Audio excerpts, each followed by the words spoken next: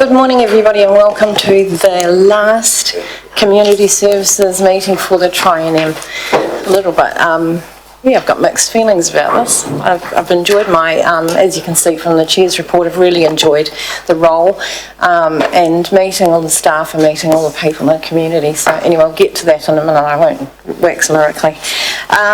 We have apologies this morning from who worship the Mayor, Councillor Laurie, and we've got an apology for lateness from Councillor Rutledge. So I'd like to ask someone to move that. Councillor Courtney, thank you. Seconded by Deputy Mayor, thank you. I'll put that. All those in favour? Aye. Against? Carried. Just want to make sure that, I probably don't need to do that then, but then it's done. Just want to confirm the order of business as is on the agenda, so no changes, and remind you that we are live video streaming, so welcome to anyone who's watching. I always say to people, if you've got nothing to do, you could turn on the live stream. You'd have to be sort of really desperate, really, wouldn't you? We've got morning tea at 10:30 now. I've asked the staff who have had connections with this committee to come in and join us, and they'll wander in just before 10:30, and we'll stop at 10:30 and have a morning tea and thank the staff for the work that they've done over the triennium. I've asked a couple of other people that have not officially connected to community services but have been a special help to me in particular, so you might see some faces you might not normally see, so we will welcome those people later on. I'm going straight to the minutes at page 7, the minutes of the 30th of May, and I'll be looking for someone to move that they're a true and correct record. Yes, I moved. Thank you, Councillor McGurk, seconded by Councillor Courtney. I'll put that. All those in favour? Aye. Against? Carried. Thank you. So the Chairperson's report starts at page 14. And when I started compiling this, I asked the staff actually to send me the things that we've done in the triennium. And we've done pages of work. I mean, you work away and you don't realise how much you've actually done until you write it all down and you see what you've done. And this committee covers a huge area really and connects to a lot of people in the community. And if something goes wrong, you do hear about it. It's a bit like works and infrastructure, Stuart. You know, if something goes wrong, you'll hear about it. If everything's okay, then you just check in from time to time, and most people are very happy. So, just any questions on the report, or any of the events, or any of the items?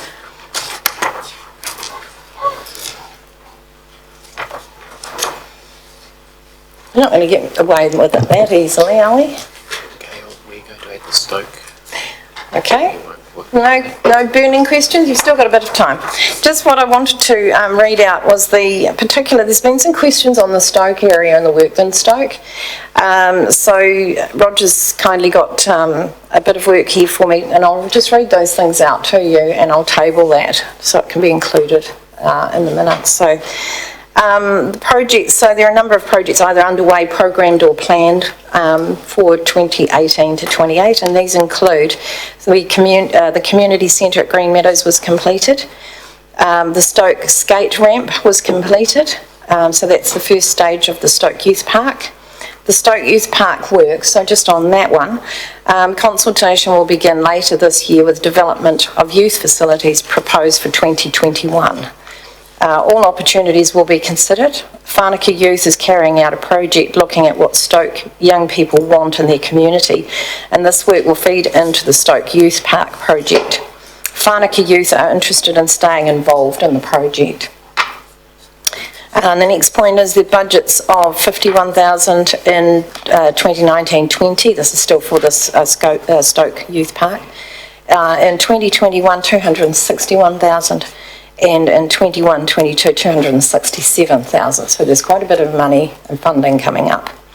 The Stoke Library, we had an issue there, as you know, and we all had to move over with the staff. Thank you to the staff for moving the library temporarily over to Green Meadows, which was a big success.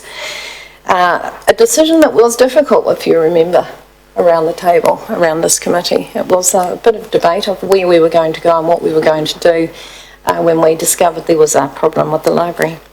So that work was carried out in 18-19, and there's a little bit more work to be done in 19 and 20. The Stoke Library extension relocation, which we probably haven't discussed this triennium, but we know that it's been sitting there ready to be discussed. There's 25,000 for investigation in 1920, and capital for development of the library is spread over 21-22 and to 24-25, and there's more consultation with the community required for that. The Stoke Memorial Hall, we've had a few questions on that since the opening of the Green Meadows Centre, and I did got some numbers on the usage, and it's still very, very high use. A lot of people are still using it. It is currently earthquake prone. It's 24% of NBS, so just wanted to get that figure pulled up so we can remember, and that's got to be dealt with. The future of the hall needs to be reviewed with current earthquake strengthening not scheduled until 24-25, although may need to be done earlier, so I'm sure that will come through this committee. Many of the users have relocated to Green Meadows. And the Stoke Community Centre, previously used by the Stoke seniors out the back of the Stoke Memorial Hall, that's now managed by CLM as a community hall, so that can be booked. And the Green Meadows classification and the reserve management plan, which we spoke about at a recent meeting, that has yet to be done. So that's the reclassification of that work will be done in 1920. In addition to that, there are some transport projects and proposals for Strawbridge Square that are also underway outside of the delegation of this committee. Council also funds organisations in Stoke through the Community Investment Fund and Youth Investment Fund. Most notably, Whanake Youth have been funded for 2 years to complete their work increasing services for health and wellbeing of young people, largely focused in Stoke. There's also a community group, Stoked, who will be consulted with. So that's going to be tabled to go into the Chair's report. Have anybody got any questions on the Chair's report then? No, we're all good, very clear. All right, well, I will move that we receive the report. And the Councillor Courtney will second that. I'll put that. All those in favour? Aye. Against? Carried. Thank you. Now we've got item 7 is the youth report. Nathan's going first. Welcome, Nathan and Ruby. Thank you. For those of you who don't know, my name is Nathan. This is my first year on Youth Council. I'm just going to talk about some of the things that Youth Council has been involved in this past year. So the Sunday Hall picnic table, youth councillors went to Woodrocks to choose a nice big table to put in the Sunday Hall. The concrete is down, but we're still waiting for Woodrocks to install the actual table. And right in the centre, we're going to have a Youth Council plaque. 3 youth councillors went to Wellington to meet with the Wellington City and Hutt City Youth Council. Half a dozen youth councillors, including myself, went to Marlborough and Kaikoura Youth Council in Renwick, and I found it quite interesting that if you want to be on Kaikoura Youth Council, all you had to do was show up to the meetings. Another thing some youth councillors were involved in, which was the Coastal Hazards subgroup. It was an online survey about knowledge about rising sea levels and some strategies on what to do when flooding occurs in your area. Over 150 youth participated in that. And in the upcoming weeks, I'm very proud to be representing Youth Council for the new electronic bus project, as this would be more efficient and would be heavily impacting for Nelson Transport. I myself catch the school bus every morning to school, and sometimes during the weekdays after school to get to work. Thank you. So I'm Ruby, and I've also been on Youth Council for 1 year. And other than all of the events and conferences we've had the privilege of attending or helping organise, we've had a major focus on elections this past few months. So we started a project in which its purpose was to enrol as many young people to vote as possible and also mitigate any of the confusion around the process itself. A majority of the colleges in Nelson have had some sort of assembly led by one or two of the youth councillors to carry out the enrolment aspect and answer any questions they might have. As most of you are aware as well, we did start a petition to lower the voting age to 16, as we believe that if the first experience of voting is done under the supervision of a parent or caregiver, it's more likely to create a habit and continue the voting, as they get into the 18 to 24 demographic. Unfortunately, for a number of reasons, we have decided to close this petition, mainly because we don't have enough time this year to focus on it, and we feel like it would be unfair to put such a heavy workload on next year's Youth Council when it will be quite a different group of people. On a side note as well to that, we've realised that through the Parliament website, the only signatures deemed valid are those of people who are enrolled to vote, which is kind of ironic because most of the people who are voting are wanting the right to vote younger, so they're under 18, so not enrolled. So most of our votes probably weren't valid. So we also attended a meeting with Nick Smith to discuss our elections project and other topics that were important to Nelson teenagers. And yes, but we would just like to say thank you on behalf of all of Youth Council for every single one of you guys for having us at your meetings and being a part of our year. But yeah, best of luck and thank you. Thank you, Ruby, and thank you for coming. We enjoy the youth councillors coming, and some of them have asked better questions than the councillors sometimes. So it's just a different view. So it's great. Councillor Fulton.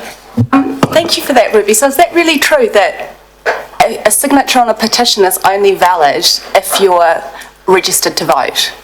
Yes, if it's through the parliamentary website, they filter them through and check who's enrolled to vote. I wonder what they did when women were trying to get the vote. So that's a really interesting scenario that you've painted, and really the voice of the youth who are under 18 should be valid. I think that that's something we need to look at in terms of justice. So thank you for raising.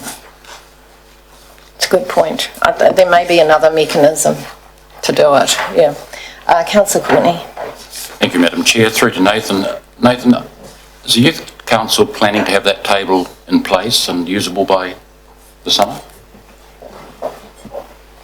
I currently don't know, sorry. It's up to Woodrocks to install it. The last time I've heard at the council meeting, it hasn't been installed yet, but I don't know if Ruby knows anything about it. Through the chair, yes, so it's supposed to have been installed by now, but the people that were installing it went on holiday without us knowing and pushed it to afterwards. So it should be soon, hopefully, but the concrete slab has gone down, so it's just for the instalment. Councillor Fulton. I have another question about that as well, and there's going to be planting around the table, isn't there, as well? Have you had a chance to see that? I think we're going to plant a tree next to it. Just one tree? Yeah. I thought there was going to be some natives shade. planted. For some shade. Is it in an exposed place, the table itself? Is that why the tree? Yeah, through the chair. I think we're going to we're going to plant a tree, so eventually shades over the table. Yeah. Great. Great, thank you. Right, thank you very much for your report. We'll now move on to Community Services Quarterly Report, starting at 19. And have we got some officers coming to the table? Mark, welcome.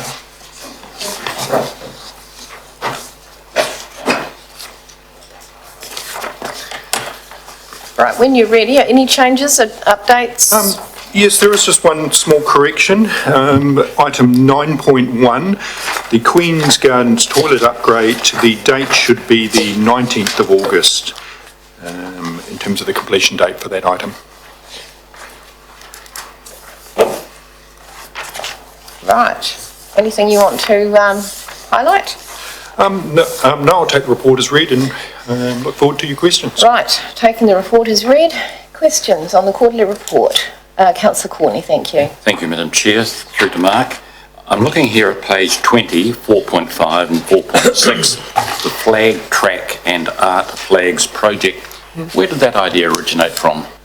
That idea identified came from discussions with the Arts Council. It's also been discussed with iwi through the newer Arts and Heritage Liaison Group, Te Ohu Toi Aharea, and the Arts Council itself, and also our wider discussions across the council team, and particularly the City Development Group, looking at ways to enrich the CBD. Through you, Madam Chair, if I could follow up. Do you know of any other councils or cities or communities that have this sort of system in place that we could sort of look at? We're aware broadly that a number of other cities across New Zealand use flags, and this is and are very successful as far as we can tell. Thank you. Councillor McGurk. Just following on to that, but I've got a couple of questions. The flag's going to have a Christmas theme this year? This project is about, there are Christmas flags coming, but what this project is about is creating a library of 80 arts flags, which will all be unique, all be different, and so when the Christmas flags aren't up, there will be something pretty amazing to put in their place. Anyway, a couple of substantial questions. I was looking at the security incidents you've had at Stoke Library and the Broad Green Intermediate, I think 4.2 in the report. I'm just wondering, are any members of the public or staff being put at risk? Or they just... So I might ask the manager of the libraries to comment on that? Thank you. Thank you, Serena. Welcome, Serena.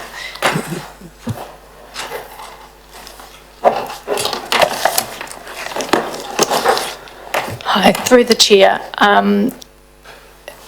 No staff or public have been at considerable physical risk. However, there has been verbal abuse, threatening behaviour, harassment, and a staff member has been spat at. Those kind of situations, but no physical altercations. Yes, still unpleasant and unwelcoming and will have an effect on the people that have been subjected to that. Just a pause. Yeah, I'm just wondering, what's been the response? It's all right. Yeah. Mr. Ball will respond, but if you've still got... Yeah, look, I just, the incidents have been reported. I just want to know carry on. the nature of it, and more importantly, what are we doing about it? Mr. Ball, thank you. Thank you, through the chair. I'll just offer a comment and then Serena may wish to add to it. Certainly, we've been very concerned about what has been quite a noticeable uptick in security incidents at the library, particularly Elmer Turner, and we've also had incidents as recorded here out at Broad Green in recent months. As a result of that, we've got a security guard now at Elmer Turner on a 6-month. We've had a security guard in place for some weeks, and we are now going to employ on a fixed-term basis a security guard for a 6-month trial. We feel that that's required by health and safety in order to keep the customers and the staff safe.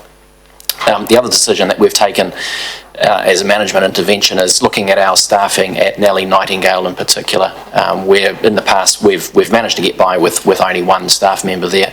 We feel that needs to be double crewed now, so we've added some additional resource into the library complement to allow that to happen. So it's again on a fixed term basis trial for 6 months. The last couple of weeks, I think, have probably not been too bad overall in the statistics, and at ARF on Tuesday, Malcolm Hughes gave a slightly more detailed report to the committee.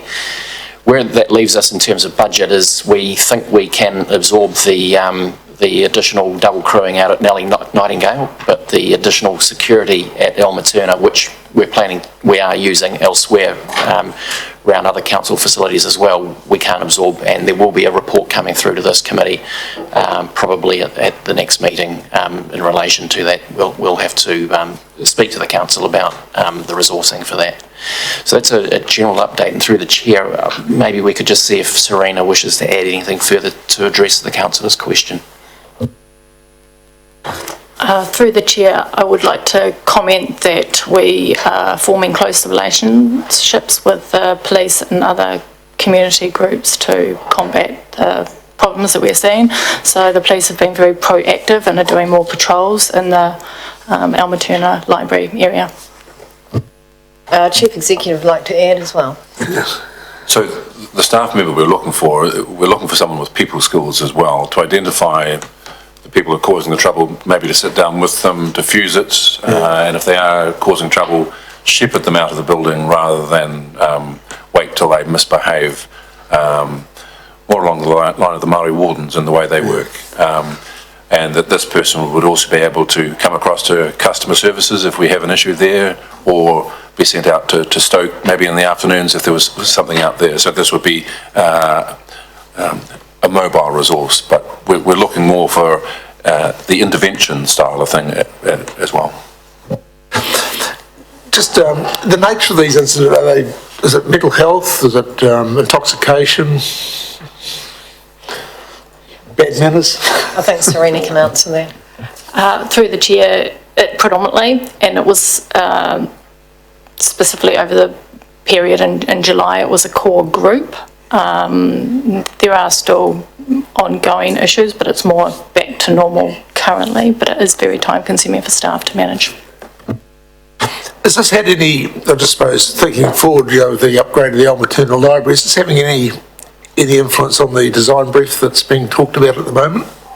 It's certainly come up with it's been a suggestion from the chair. I guess it's come up through the working group, but Mr. Ball may have some comments as far as the staff may be concerned in their input. Through the chair, yes, certainly as a topic it has come up in the public engagement sessions that are going on. We're not anywhere near concept or design stage yet, but in the examples that are being looked at from other parts of not just New Zealand but internationally, the question of seating, lighting, SIPTEB principles, the question of whether you have common counters for other services in the same space, and what that means for your staffing and the safety of the public and so on is very live. I recently had the opportunity to visit Tuaranga Library in Christchurch. It's a fabulous new facility, but we know from some of the feedback that we're getting that there are maybe improvements that could be made to enhance everybody's safety in those sorts of designs. Thank you. Yeah, appreciate the response.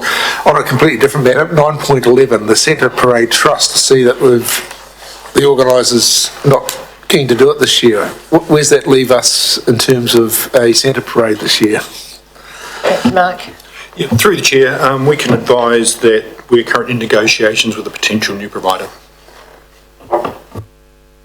Was this a fallout from the incidents last year? Do you think that was a factor? I'm sure you can. I'm sure you can come to that conclusion in your own mind. Yeah. I think it's difficult when look. I mean, if you were running it and you had the flack that they had to undertake when they're a voluntary group, I'd be doing exactly the same thing. Yeah. I would have to say that the response is not unexpected. I think it's very difficult. The fallout from last year, so. Carry on, Councillor McGurk. Did you have another point? Right, thank you. Thank you. Thank you. Welcome It's nice cloak. kind. Yeah, last one is the welcome cloak. Right, the welcome cloak. Yes. I think it's on page, it was in the, Jane's going to come 39 or something like that. Thank you. Page 39? I think it was page 39. No, that's housing renewals. Hello. When you find the page, let us know. 41, I think it is. 41, thank you. Page 41. So through the chair, we've identified that we need to carry out some maintenance on the exterior of the Millers Acre building. And once we've completed that maintenance on the building, we will then hang the cloak. So I take from that response, we're still pursuing the location at the eyesight building, the Millers Acre building? Through the chair, yes, we are going to hang the cloak on the eastern side of the building facing the car park.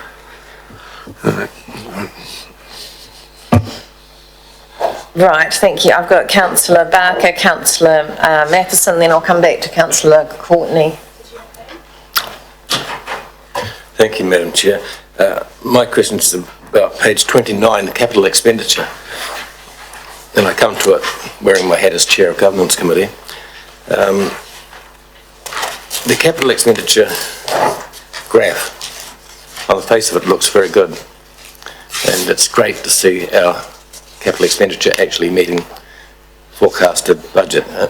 But I think, well, I'm going to ask, do you think a note should be added to that to say that if the Green Meadows over expenditure was not included in that capital expenditure, the gap would be a little bit less. I think $600,000 odd from my calculations is the over expenditure for Green Meadows, and that's distorting. It's a bit of an anomaly in what the actual is in the graph. I'm going to put the Chief Executive to answer that. I don't think it's fair for Mr. Preston Thomas. Yes, I think you're right. Yes. Yeah, and we intend to recover as much of that money as we can, yes. So the question is, can you put a note on this graph for the records in the future? well, in this case, we'll have to record it in the minutes. Yes, we'll record that comment in the minutes. Thank you very much. Thank you, Mr. Barker, Councillor Barker. Councillor Matheson. I just wanted to refer back to the library disturbance. I think now 2 occasions as a Justice of the Peace, I'm on down there doing our bit. It seems to be centred around the Wi-Fi area where the disturbances happened. When I was down there a couple of weeks ago, and I reported it. There was another disturbance, and it seems just to be that area where the trouble occurs. So I'm down on Saturday again, so hopefully we don't have another repeat. But I think that's where they're congregating. And I actually feel for the staff, frankly, having to, keep a beady eye on the happenings down there. I don't know whether you want to relocate them or shift them to another place, but probably leave them where they are. You can keep an eye on them, at least to that point. But it is an issue, and quite rightly it's been raised. I don't think there was a question in there. I think you can rest. I've got Councillor Courtney and then Councillor Fulton. Thank you, Madam Chair. Can I just follow on from Councillor McGurk's question, not on the welcome cloak, but it sparked a memory. The sculptures that were kindly gifted by the airport company, I'm aware that the sightings have been determined, where they're going to be sited has been determined. When are we going to see some progress on that, please? Thank you. So through the chair, the Goddess of Flight is going into Saxton Field, and there's been discussion with iwi confirming that. The other sculptures, they've attracted a lot of public interest and a lot of discussion and a lot of dialogue through iwi, the art selection panel and so on, and some of those discussions are continuing. So certainly the work is carrying on with those sculptures, and we'll be reporting back, and I'm also aware that yourself and Councillor Fulton are part of those discussions as part of the liaison function to this committee, so we'll be talking with you shortly. Thank you for that. And another question quite differently, on page, real concern to me, 9.14, page 32, Founders Heritage Park Cafe to close. Yes, that's 9.14, Founders Heritage Park Cafe to close. This is unfortunate. We know the impact it had during the period there was no cafe open at all for some considerable months, and the impact it had on patronage to the Heritage Park, and to me it's very concerning. How do you feel about it? Can we remedy this in the lease going forward, do you think? Can we put a provision in there that...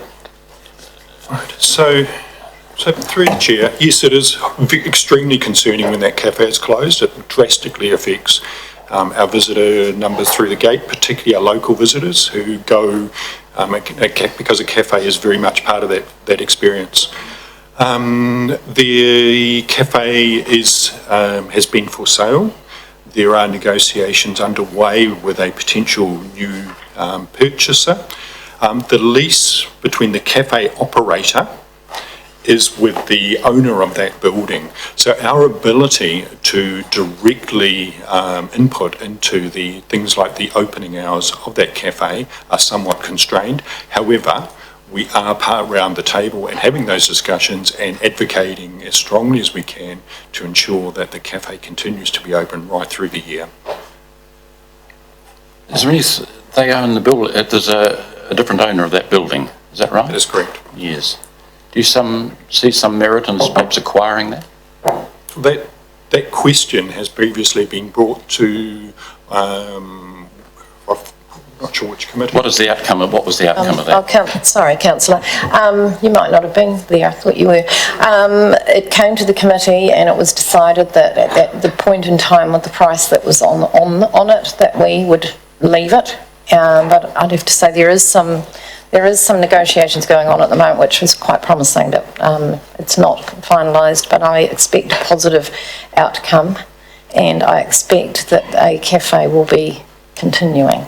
So if all things are lined up and go well, then we shouldn't have an issue and we won't have to purchase the building. And so to be remedy this problem in a short space of time, do you feel? So again, we're involved with discussions with a potential purchaser with a view and really strongly that towards the cafe remaining open all year round. Cool. Thank you. That's what we're aiming at. I may have some others, but I'll just Oh, leave it for someone else. you just wave out when you're ready, because we've got Councillor Fulton next, then Councillor Barker, then Councillor Walker. Thank you, through the chair. I just wanted to go back to some of the issues that, in terms of security, that we've had at the library. Has the staff spoken at all to the DHB in terms of support, mental health services, support, social workers? We'll just get Serena back.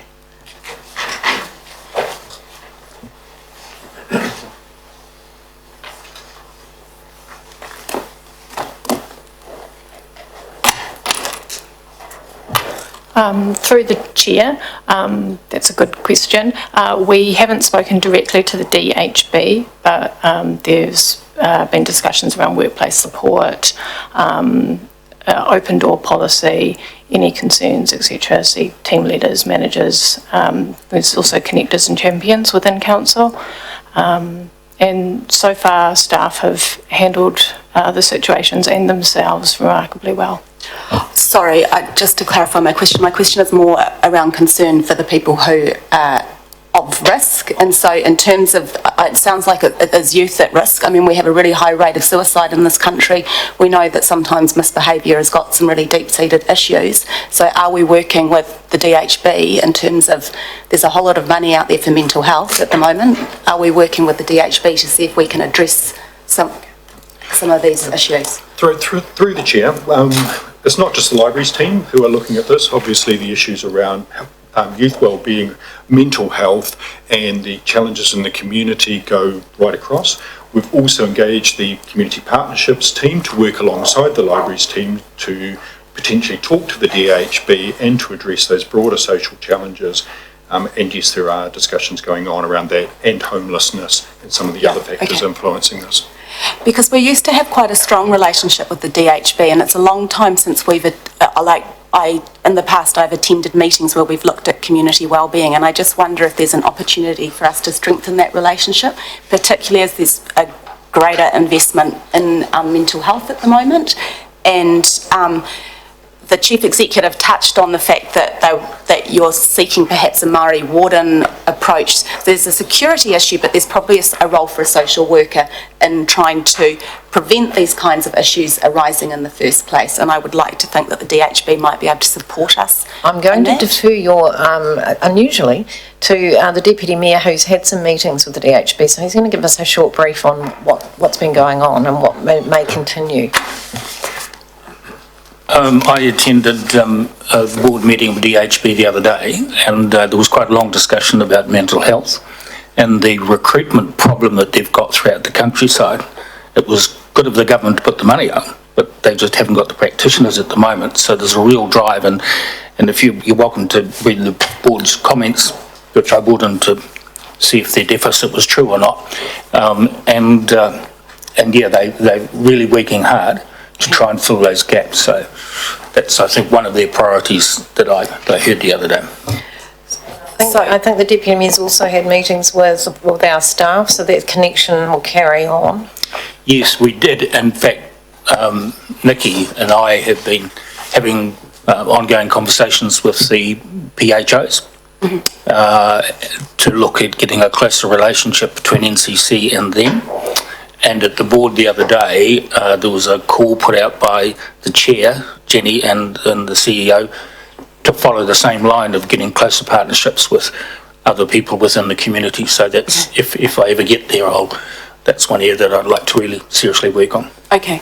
So I think that would be a good connection with this committee, and maybe in the new triennium, whoever's sitting in my seat can see if there are members of the committee that would like to liaise with our staff and with the DHB. Yes, I think there's a real opportunity, especially with the new development. I think I do know that some libraries around the country are bringing in a social services and public health component.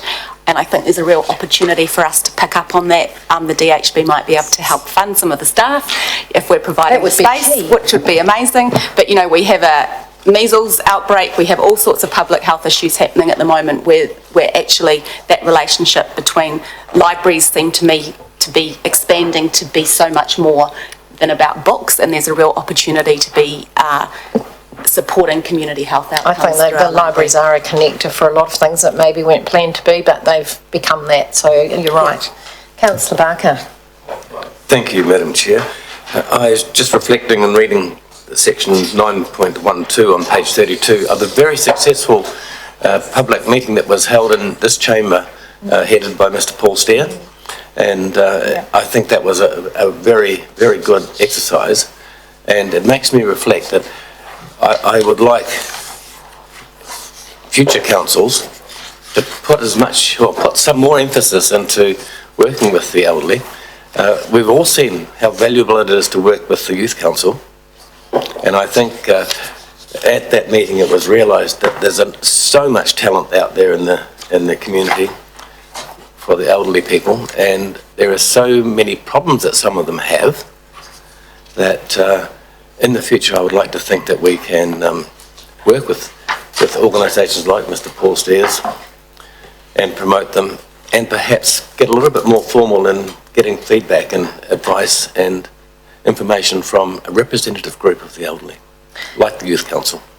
Thank you, Councillor Barker. That's an initiative that actually Nikki and I have been working on for 4 years probably, started, and a small group of the community services appointed the working party headed by Mr. Steer, and it was decided that, I guess we could have decided to lead it ourselves, but felt it was more important for the community to drive it, because the community stays on and on forever, and they will nurture it.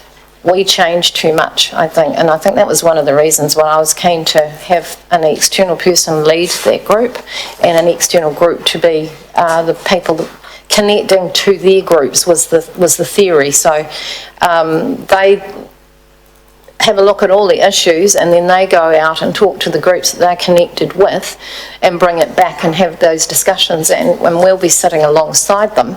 So yes, it'll continue as long as they want it there, and I think it will continue forever. That's very good to hear, and I think the conduits for the information could be a little bit better formalised in the future. So I think I'm hearing from you that you want to hear maybe, certainly they can come and present to this committee. Absolutely. I think they're probably in the fairly new in the new triennium, they probably should be invited. So I'm looking at Ms. McDonald, and that will happen. I think that's all very good, and I look forward to a new council that does that. Yes. Well, if you and I are here, we will make sure it does. But you know, that's another day. I have Councillor Walker. Thank you, Madam Chair. Through you, just a matter of clarification. Page 27, clause 5.6, employment assistance expenditure is less than budget by 57,000. What is employment assistance? Is this work experience through schools, or what is it? Through the Chair, that relates to the costs of cadets. And we utilise through the NMIT Cross Council 3 cadets to support our work.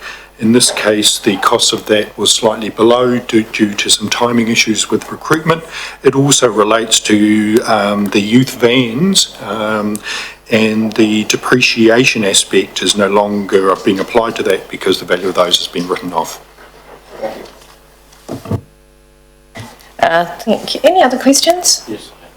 Councillor Courtney, and then maybe would you like to move the report? Okay, thank you. Thank you, Madam Chair. Through to Mark.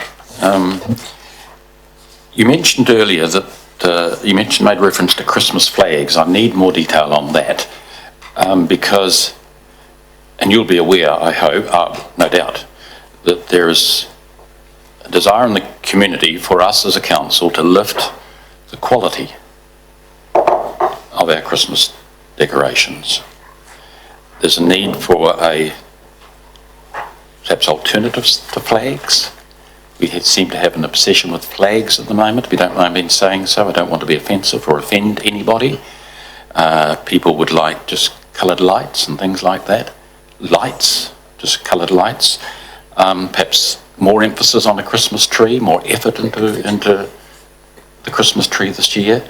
So all in all, I would like to have an assurance from you that you're on top of this, you're aware of the public concern, previous Christmases, about our Christmas tree and our decorations and our flags and one thing and another. We've got to lift our performance in this area. So are we making moves in that direction? So we're very aware of the need to create a vibrant inner city centre. Again, this report is very much focusing on looking back over the previous quarters in terms of our activity, and reflective of that is the need for quality flags and those sorts of things. I've noted your comments about the importance of having an amazing CBD during the Christmas period, and we'll take those discussions forward with the events team. Thank you. Just one quick follow-up. Go for it. Coloured lights, could you add those to the mix as well, please? I will take that discussion forward with our events team and make them aware of your strong desire to go down that track. Just on, before we move to Councillor Skinner, the flag tracks have got blue lights. So are all the flag tracks going to have blue lights at night?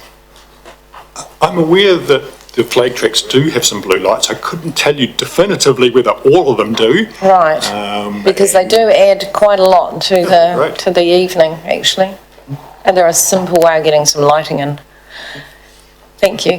Councillor Skinner. Thank you for that, and not to continue this topic too much longer, but Christian theme. I'd like to see a bit more of a Christian theme put back into the Christmas decorations. I felt it was lost last time, and I was assured at the time that it would be retained, the traditional Christian theme of what Christmas is about, rather than the present tea towels seem to be a Valentine's Day celebration rather than a Christian theme. But I don't mind the whole, Puhuta Kawa is in, New Zealand Christmas tree, etc., and plenty of festivities, but keep a string of the Christmas Christian theme in that. But I'm not sure if anything's been pre-decided there. Again, we're having discussions with this. I'll take that forward to the events team. And the nativity scene was great. That was a great effort. Nativity scene was a start. So last year was last year or the year before? Last year definitely was the beginning. Was that the beginning of the? Last year's no, it was the year before we changed the themes, didn't we, to summertime themes? And then last year. I'd have to ask the events team to give you some specific answers on that question. Mark doesn't look after that project. Thank you for covering. Councillor Courtney, happy to move the receipt of the quarterly report? I'm very happy to move that. Thank you. I'll look for a seconder. Councillor McGurk, any debate? Right, I'm just going to say that being the last one of the triennium, I think we've shown that we've done quite a lot of work. The staff have been working very hard to get all these things done. We make the decisions, they have to do it. So sometimes people wonder why things take so long, but some of these things you can't just put together in 5 minutes. And if you want a quality project, then you have to plan for it. And we've done a lot of planning, and some of those things are now coming to fruition. So a little bit more patience and we'll get a little bit more done. So I'm very proud of the fact that of what has been achieved in this triennium. So I'm now going to put it. All those in favour? Aye. Against? Carried. Item 9, page 52 to 58, is the receiving of this, of the rule change for founders. It's not something that we control, but you will want to note it. So if there are any... it is, thank you very much, it is exactly pro forma. And Councillor Courtney will second it. You would have seconded it? Any debate? Quite happy for Councillor Fulton to second it. Right, we will change it to Councillor Fulton seconding. Any debate? I'll put it then. All those in favour? Aye. Against? Carried. Right, page 59. the Tahuna Nui, so we've got 2 toilet blocks to discuss, aren't we lucky? So the delegation for this was given to the committee in December last year, I think, and since then the Queen's Gardens ones have been done. Things can happen. These ones are going to take a little longer because there's a lot more planning. So I have had a query from Councillor McGurk, so he will go first after the, excuse me, after the officers have presented. Are there any changes, Jane? Through the chair, no, there are no changes that I wish to present to the report. I'll just introduce Ajith, who will be the project manager for the toilets when we're into the construction stage for both Tahuna and Milazeka. Thank you. Ajith? Right. Through the chair, if it's all right, I might just set out a quick outline of where we're at with the project. Thank you. So Council for some time has been aware of the need for additional facilities at Tahuna, at the toilets there, and as a result included funding in the long-term plan for it. That funding started in 2018-19, and in that year we have met with stakeholders of the facility and engaged a consultant to provide us with information about the number of toilets that we need at the site and come up with some approximate costings so that we can go ahead with the project. In addition to that, we have been given $250,000 from MB through the Tourism Infrastructure Fund, and that is to enhance the facilities further, so to be able to provide even greater facilities than what we had planned. So as a result of all of that, we've come up with some options and they're detailed in this report, but we're recommending that we go with option 3 in the report, which is for 6 unisex toilets, 4 changing rooms, and that they'll be of a prefab style. I should say that they'll also have 3 shower facilities outdoor, and that will come at an additional cost to council, so this report is seeking your approval for the preferred option that we're recommending and that additional funding. Next steps will be to carry out a detailed design, and we'll report anything through the quarterly report that we need to. Thank you. Councillor McGurk was first because he emailed me, so he gets in first. Yeah, thanks, through Madam Chair. Yeah, just reading through the report, maybe I missed that about the shower facilities, but you and I are probably both aware that, particularly with sea swim events down there, there's a long queue for showers, and every time I'm there, there's someone wanting to use it. I suppose the other one is washdown facilities for gear. I'm thinking to things like wetsuits and stand-up boards and things like that. I was a bit concerned last summer when we were in the drought. We had a stand-up board and there was just a tap over by the car park that was being used for just washing down stand-up boards and other equipment. It seemed a big waste. So I'm just wondering if, a bit more thought is given to the needs of shower facilities and washdown facilities. Through the chair, we won't be changing what's already down at the Abel Tasman end of the car park, which is a washdown for boards at that end of the car park through this project. But we can, through the detailed design, take on board consideration about having timers on taps or other methods to reduce the amount of water used in high drought times. Yeah, I suppose it's used because there's no alternative. Is what I'm saying, is that there's nothing else available in that general vicinity. So that's the default use. Yes, through the chair, that's probably right. And I can look through this to see whether we can provide alternative sources here, but I imagine users still will use that end where they park their cars and kayaks.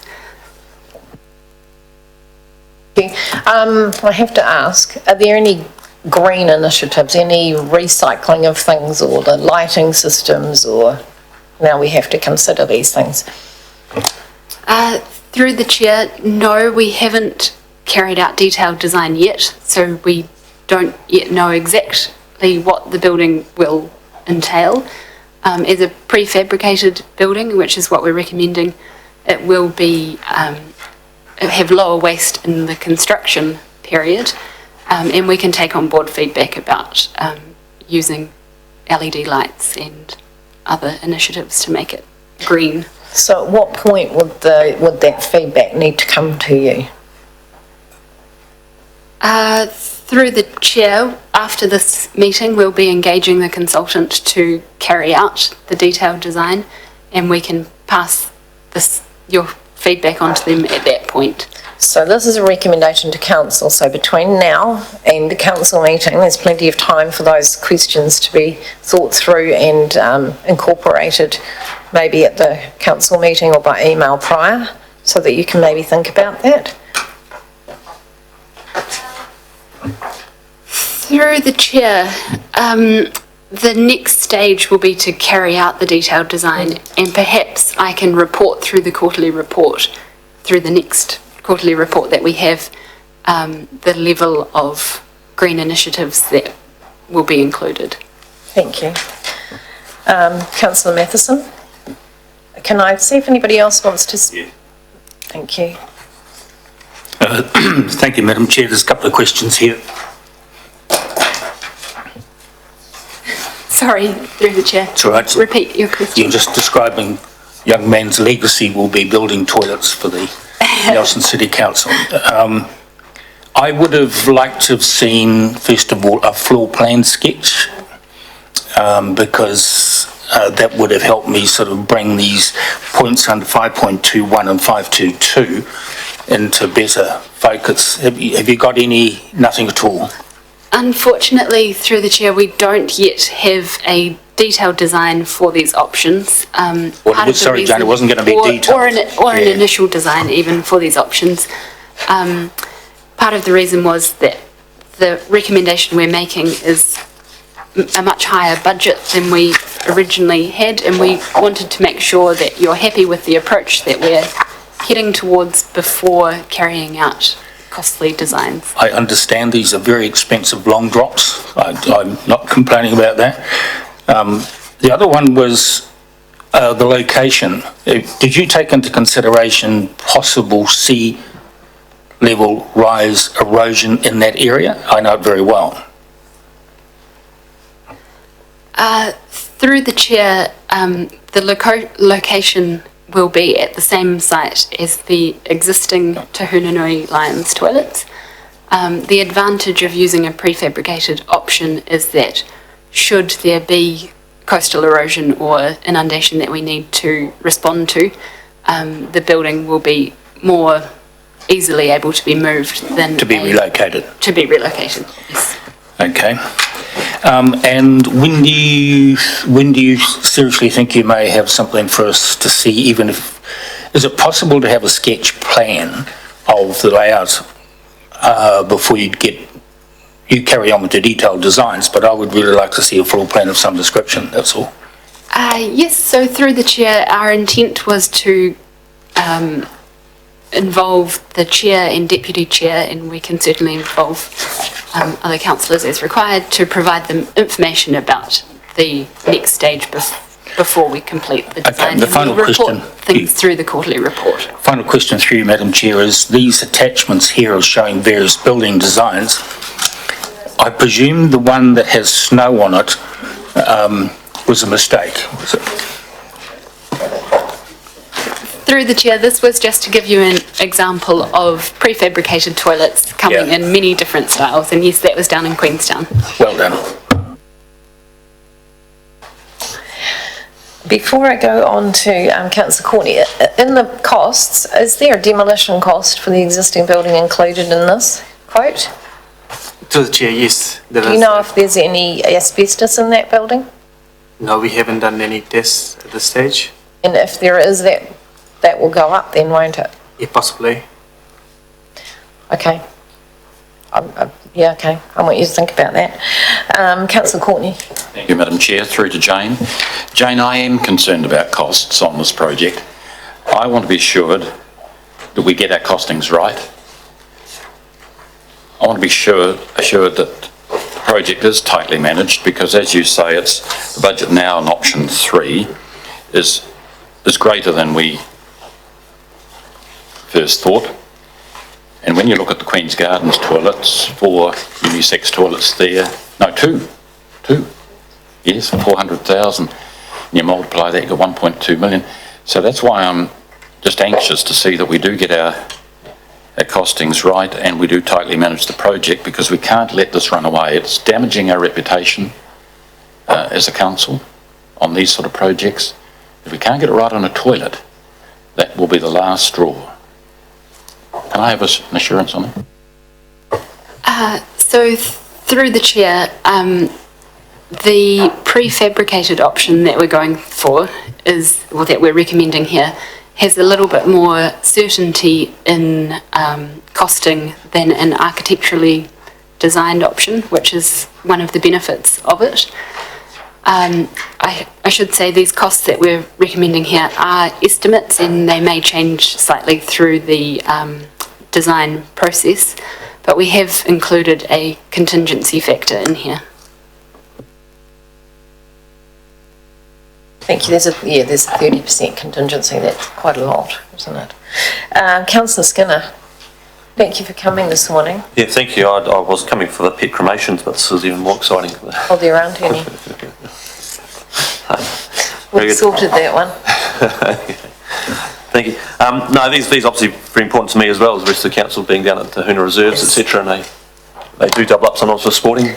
Absolutely. Etc. And people watching the Weet-Bix Triathlon, etc. using them. I myself get concerned when costs go up, and some costs you just got to wear. It's just the cost of taking something off the shelf. But I see both of them have gone up quite substantially. You've got the option 2's gone up 200k, and option 3 has gone up nearly 400k, which is a lot. If you take off a 250 that we've been gifted, which you would have hoped would make a saving we can put back into the bank, but we're spending that. So I just want some sort of a understanding, because I know you haven't got to sort of break down a final design, but sort of an understanding why those costs have increased, because these are prefabricated units which have a sort of off-the-shelf cost to them. Has their actual product gone up that much? Thank you. Through the chair, the amount when we put into the long-term plan, we didn't know exactly how many toilets we needed to provide and what the costs exactly would be. And this initial process that we've done has identified the number of toilets we require and what the additional facilities stakeholders are and users down there are interested in, and this reflects that. Okay, so some of that's when we've sort of consulted on what the usage is like, that sort of expanded what we initially thought we were building. Is that right? Thank you. Yes. Thank you. And the other one was option 2 grabs my attention because it's within budget and we make a bit of saving and it seems to do the trick.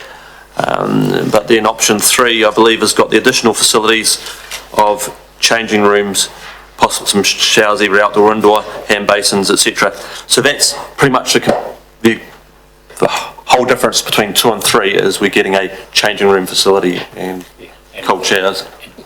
Yes, through the chair, yes. The option 3, in addition to option 3, option 2 is just the toilets. Option 3 is the toilets and the additional facilities, including changing rooms and showers. So give you some insight. My thinking is, Madam Chair, is those are quite important with changing rooms. The toilets, I generally find the toilets are quite fine and quite adequate. I'm not a big fan of making them any shinier than they are, but a place you can get changed.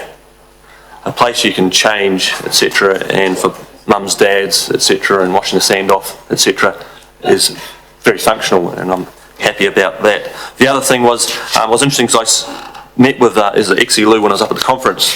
The contractors up, you get an understanding of build costs, etc., and customisation. Has any of that? The beauty of the fabrication, you sort of a fixed cost, and it seemed to be a big cost is when you start adding an architectural component to it, would be the design or construction to give it an aesthetic pleasing about it.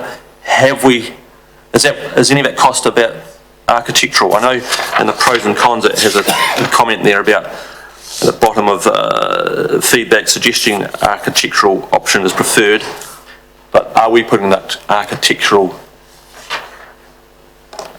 element to it which is costing us? Through the chair, option 4 in the report is a fully architecturally designed facility, which would be 1.14 million. Yep. The example we've given here is a prefabricated option, Completely. but there is an ability to do interesting exterior to the building. No, thank you. So yeah, that was my concerns when we start going to the architectural flamboyance. It seems they had a huge cost, which I can't comprehend. And what I saw of the products off the shelf seemed very clever and very aesthetically pleasing as well. So I'm glad with the report what you've included as a preferred option. Thank you. Mr. Ball, to add a comment about the funding from MB. Thank you. Just for clarity, through the chair, the funding from MB, which is $250,000, isn't something we can bank. It's additional enhancement to the project. So I think that's covered in 4.2, 4.3. 4.3, the additional funding allows council to deliver a better quality facility rather than reduce the amount the council contributes to the project. So it's not a saving we can make. It's to enhance the project. Oh, okay. Because I was reading that, trying to understand that, so that's only if we do something better and greater than we were originally doing, then we can cash in that voucher. Okay. Or showers for that. Okay, so, Councillor Fulton first, and then Councillor Parker. Thank you, through the chair. I've got quite a few questions. So my first question is it just cold showers, or is there going to be solar there to provide solar hot showers as well as solar electricity? To the chair, there is no allowance for any solar heating at this stage, but something we can look into during design. So I noticed in Wellington there's hot showers if you want to go jump in the off the diving platform. I presume that MB's putting money into this because they want us to showcase our incredible beach facility, and this is one of our gems. I'm surprised we're not looking at that already. I'd like to think that we would be looking at solar options as part of the project. So my next question is, so I've read this report and I'm a little bit taken aback. This is our beach and it's in the most beautiful, beautiful part of our region. And in my mind, if we're going to spend nearly $1 million on a toilet facility, it should be as creative and artistic and showcasing the best we can as part of that project. So my second question is around porcelain toilets. When I look at the pictures of the prefabricated ones, I see they are all metal, so it's page 79 and 80 of the agenda, and it's very bland, sterile, kind of like we don't trust our community to be able to use toilets properly if they're public toilets. So my second question is around, have you explored porcelain toilets and wash basins? Through the chair, at this stage, no. We are looking at the stainless or metal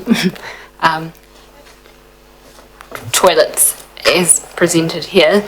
Part of that is to prevent vandalism and for the ease of cleaning and maintenance. So my second question is, have the Buxton toilets, which are porcelain, how many times have they been vandalised in the past 6 years? Have you looked at that to see if vandalism occurs when we provide upmarket toilets to our public?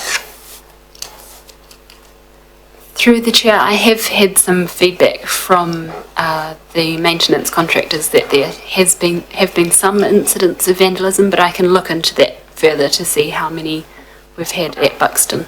I'd quite like to get some stats on that, because when I go in, the porcelain toilets and the porcelain basins look fantastic. There's still ceramic mirrors up there, beautiful, beautiful pieces of artwork, and they're all there 6 years later. I think it must be about 6 years later. The only thing that's not worn so well is, in fact, is the floor, which was supposed to be industrial standard floor coating. So I would like to find out how the Buxton toilets have worn, and as that project only cost about $100,000 from memory, how can we don't have to have a high cost project to make it showcase Nelson and what we're about.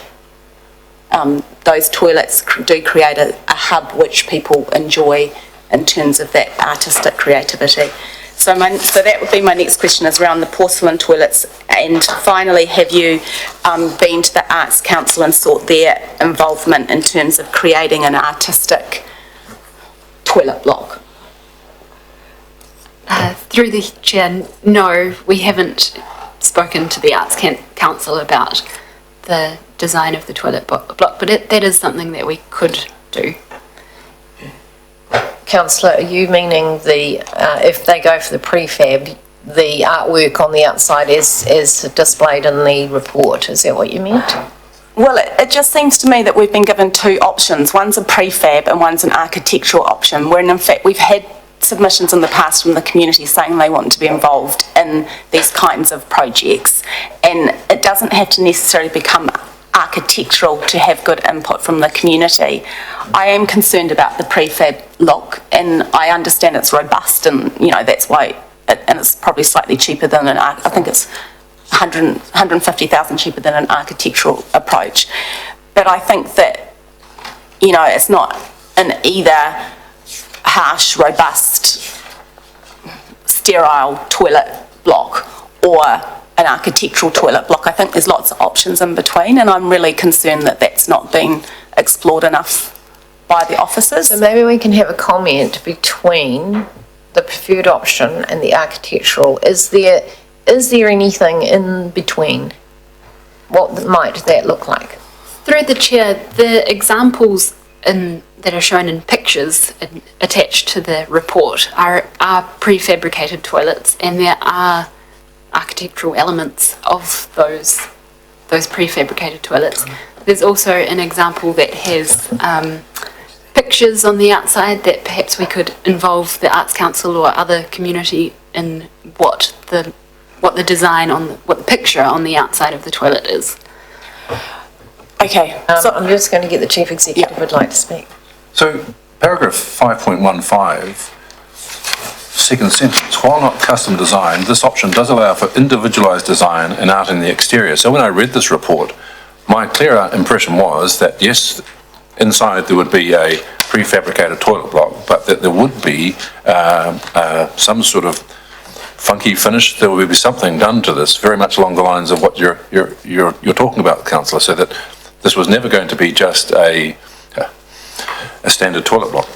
I can completely see that for the exterior. I'm concerned about the interior, because actually visitors who come to our region, their experience of our public facilities are really key to the impression that is created. Some of these visitors who come might be our wonderful freedom campers who perhaps are travelling on a budget, but they might return and live here 15 years later once they've done their startups. And so creating those impressions with our toilets, particularly at our beach, is really a key part of who we are. And I would like to think that the interior isn't so industrial, and so that's what concerns me about the prefabricated. It's not grabbing me. I can understand from a financial perspective and from a cleaning perspective that that's why it's your preferred option, but I think that there is more to it than that, and that's why I'm keen to understand why the Buxton toilets hasn't worked, because it looks like to me when I go in there that it has worked.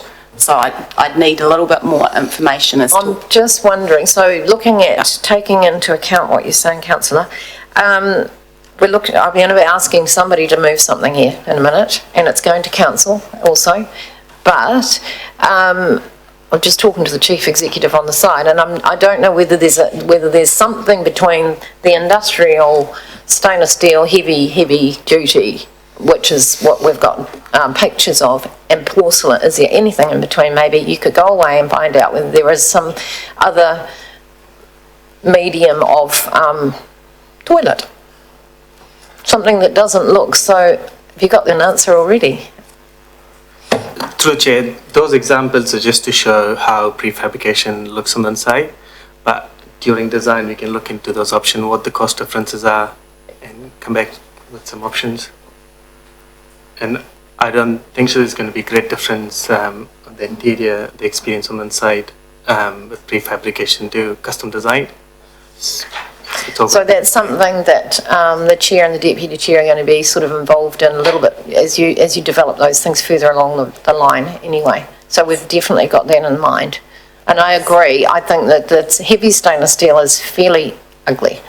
So just to be clear, if we opt for the prefabricated option on the agenda today, we're not locking ourselves into stainless steel, or are we? Are we able to explore other options? And I guess, are the toilets open 24/7 or are they going to be closed at night?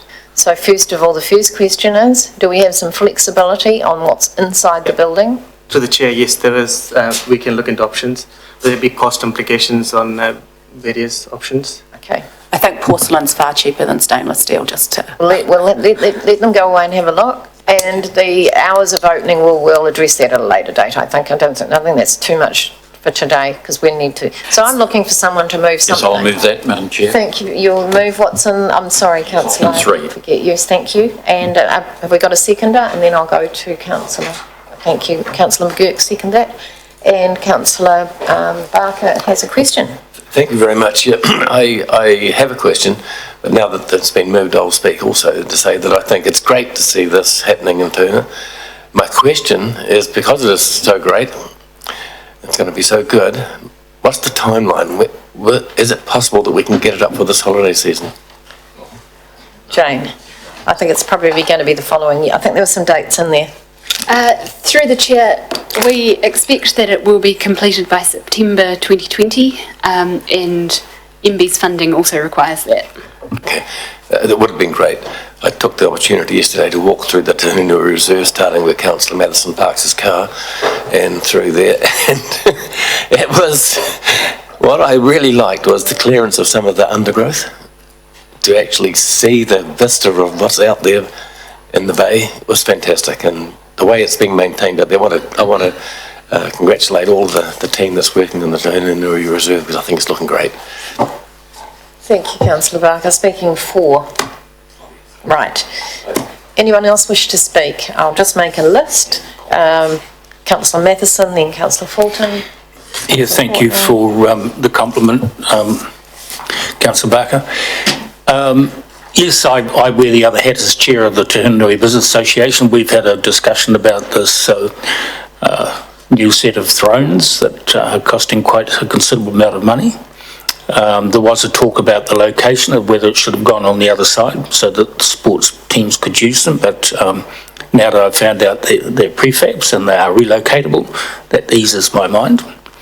I think this is just another addition, well overdue, for our major recreational area of the city, and I applaud what's being done. Just I can't get my head around the snow, but the rest of it's absolutely fine, so happy to support it. Thank you. Councillor Fulton.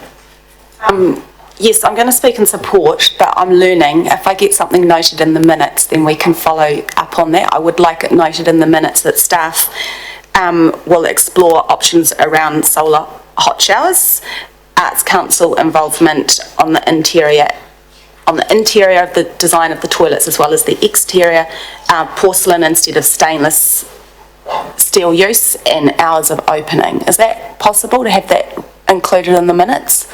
It can be included in the minutes. Is that it can be included in the minutes. It's not going in the resolution. Yeah. It's going in the minutes. Those things will be looked at. It was the chair and deputy chair involvement. Yes. There's a big difference between that and council involvement. I said Arts Council. Oh, sorry, I just heard Arts Council, so that the conversations had with the Arts Council as to how they can be involved, because they might be able to run a competition, or I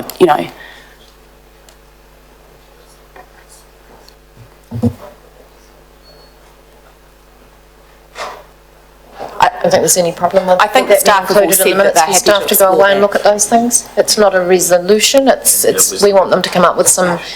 The word was explore. And it's explore that. That's fine. Thank you. Have you finished? Yes, thank you. So yeah, I think that I will finish my debate. I think it's really wonderful that this project is happening at the beach.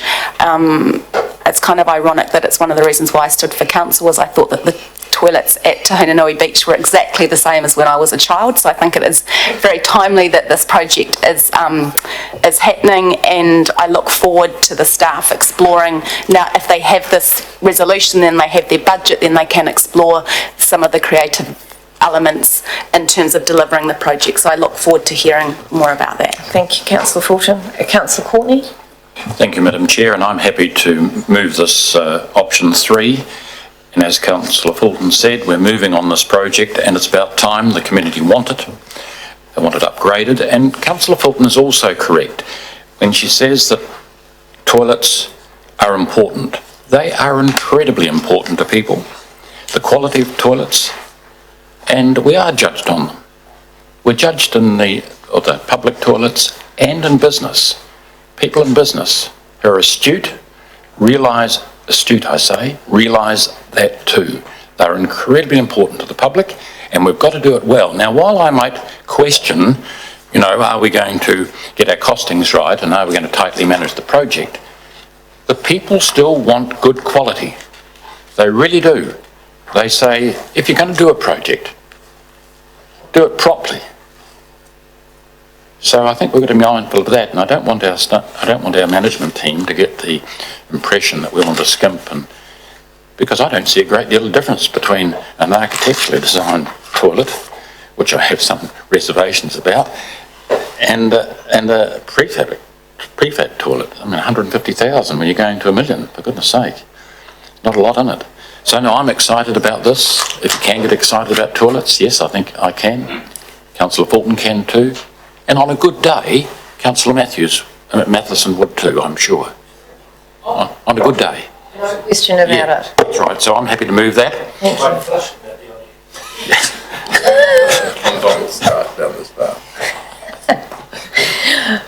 Thank you, Councillor. Councillor McGurk. Yeah, thank you, and through you, Madam Chair. I suppose I'm happy to second the recommendation to Council, because it's really in the interests that we actually progress this project that's been, I don't know, as long as I've been in Council, I've had endless, constant and numerous complaints about the state down there, and can Council do something about it now? And I suppose this is a balance between cost and practicalities, and I think the prefabrication option is one worth exploring. It's adaptable. I sort of acknowledge the points that Councillor Fulton made about making it something a little bit different. So we'll just leave it at that, is that, I've got some queries about the site, but I am mindful that, the wastewater is there, the plumbing, the groundwork is already there, so to shift it elsewhere does add significant cost to the project, which I'm not sure that can be justified at this point in time. It is used, heavily used over the summer months, and if we're going to have an open space that's open to people at night and after hours, it needs to be durable, something durable, because I think the acknowledgement is with the Buxton car parks is I think they're locked at about 5 or 6 o'clock at night. So when at a time when they probably could be used, they're not available. This is something that does need to be available, probably 24/7. It's a prominent site, so we have to sort of accommodate for it. So I'll leave it at that and urge that we Thank you, Councillor. I heard the bell go and thought, gosh, I've never heard that to go, but it's all right, you were fine. Look, I just wanted to say that when the beach is being used in the summer, it is heaving with people, and they all use the loo. And we're judged on it, because if it's not clean, we hear about it, don't we? So to get a new toilet block going in with some showers, a place for people, maintenance free, I hear. It should be low maintenance. We might have some of those extra things in there, but showers are important. It is a high use area, and I think we need to produce something that can cope with it. I think in the past we've put up with mediocre for too long, and look, I'm pleased that the staff have come up with something a little bit unusual, because I haven't seen a prefab toilet brought to council. Mind you, we haven't had the delegation that long, but we're ploughing through the toilet blocks here, so I'm really happy to to approve this and send it up to council. Are there any other extra things that we've forgotten today? I'm sure those that aren't here will let us know at council. So I'm going to now put this. All those in favour? Aye. Against? Carried. Thank you. The last one, I don't know, we've got about 9 minutes before morning tea is scheduled. Do you think you can process the Millers Acre toilet block? I have some questions. A couple of questions? Okay, come on down, Jane. Thank you. Pages 81 to 88.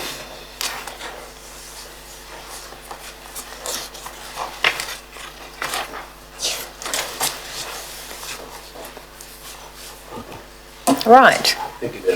Oh, thank you for coming.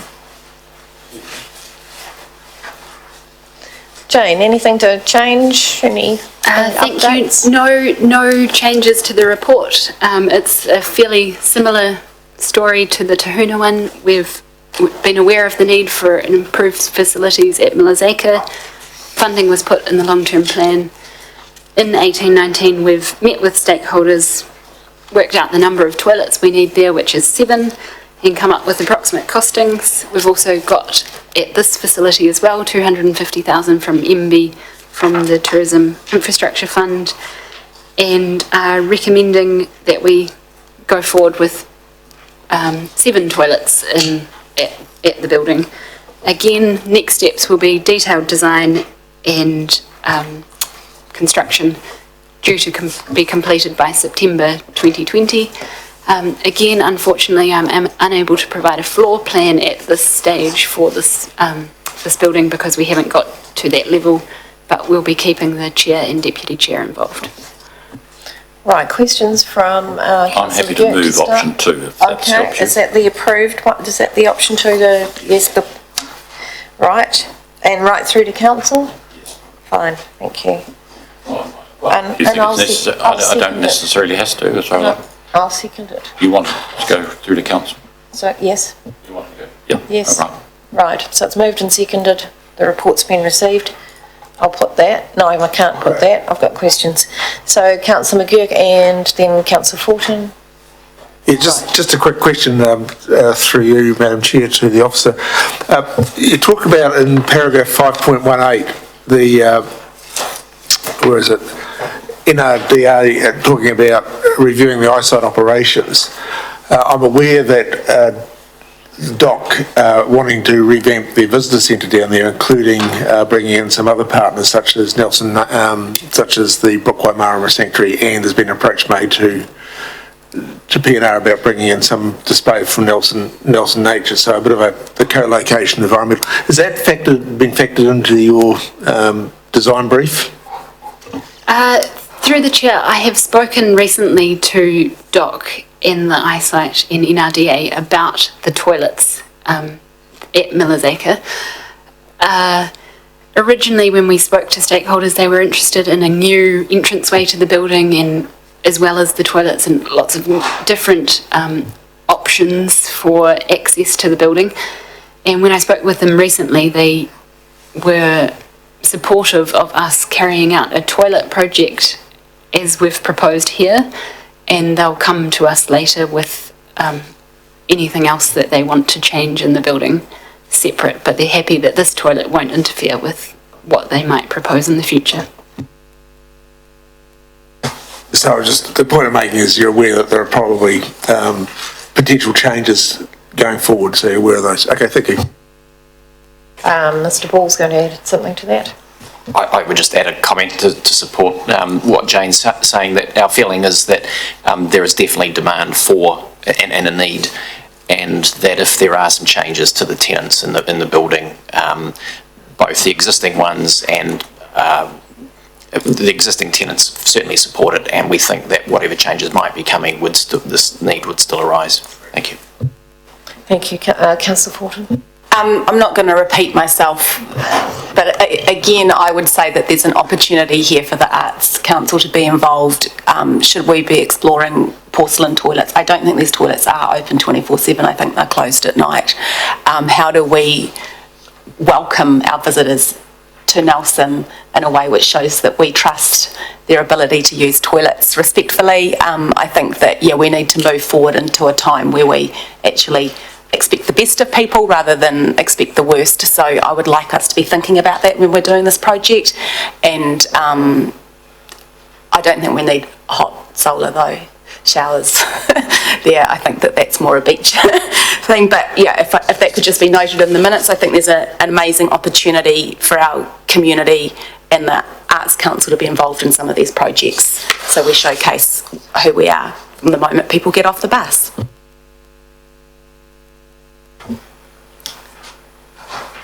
No more questions? Right, it's been moved, it's been seconded. Thank you to the staff. Any debate?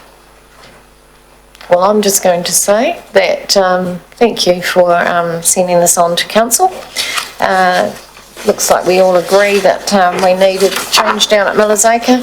Again, it's the toilets that are there were built as a last minute thought by reading the report. These will be more thought through. They are so used, those ones, so I'm pleased to do that. So I will put it. All those in favour? Aye. Against? Carried. So I'm now adjourning the meeting because it's almost, wow, look at that time.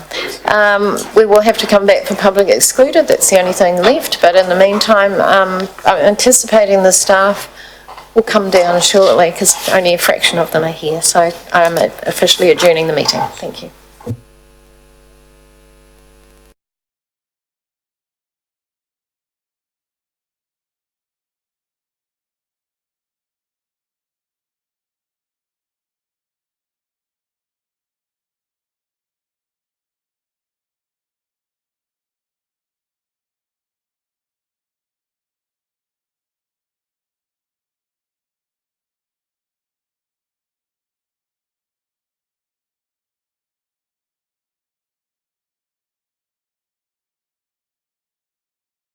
And it's only confirming minutes.